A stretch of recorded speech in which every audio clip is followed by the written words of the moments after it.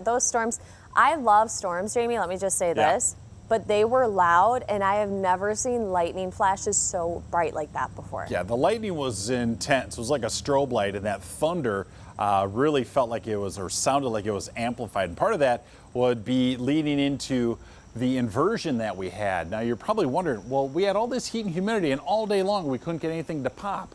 Well, the cold front starts to work, and some of the lower level winds started to work, and that got things going. But that inversion also can trap sound waves, which would just further amplify the thunder. So again, we heard some comments on social media that, boy, that thunder sounded really loud. And that is likely the reason why, that strong inversion. Take a look at some of these rainfall totals, and these were happening in a matter of an hour. You can see anywhere from 3 3/4-ish towards Rochester, Wright County. As you looked out towards, even as you got into Wright County, western Hennepin County as well. Some really impressive rainfall numbers. MSP officially recording 6/800ths of an inch. So what was going on is we had winds in the lower half of the atmosphere that were just generating a slow moving, basically just a swath of rain. And at times it really picked up in intensity, and then it would drop off. It would pick up in intensity.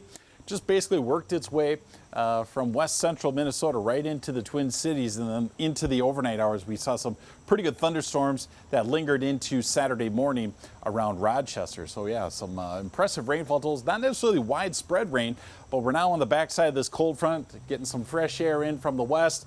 Dew points are starting to drop, but the low pressure center responsible for all this is still parked to our northwest right now. So there will be some passing clouds, rain across far northern Minnesota as you go into the evening and overnight hours. But right now we're kind of caught in that clearing, that dry slot where, again, dew points have been dropping a little bit. Air quality looks great. We haven't seen green for a little while.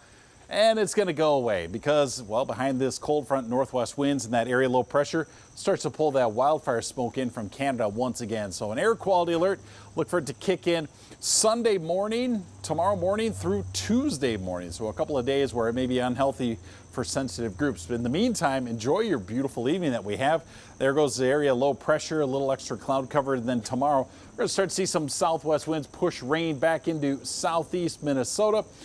Folks just southeast of the metro might get a shower out of it, but overall it's not looking like it'll be much of a wet day. Current temperatures, we're hanging out in the upper 70s and low 80s. Again, a little more cloud cover and that area low pressure. So you see a cool spot to the northwest of us. But behind this cold front, again, we've had a nice drop in humidity in most areas.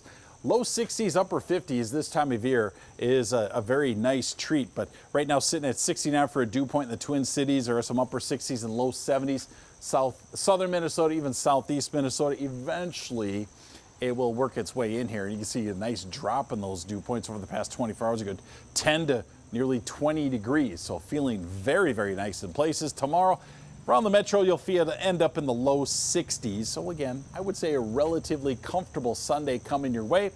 And temperatures for tomorrow, more 70s, a few 80s on the map, especially as you look east and to the southeast. But overall, again, not a bad second half to your weekend.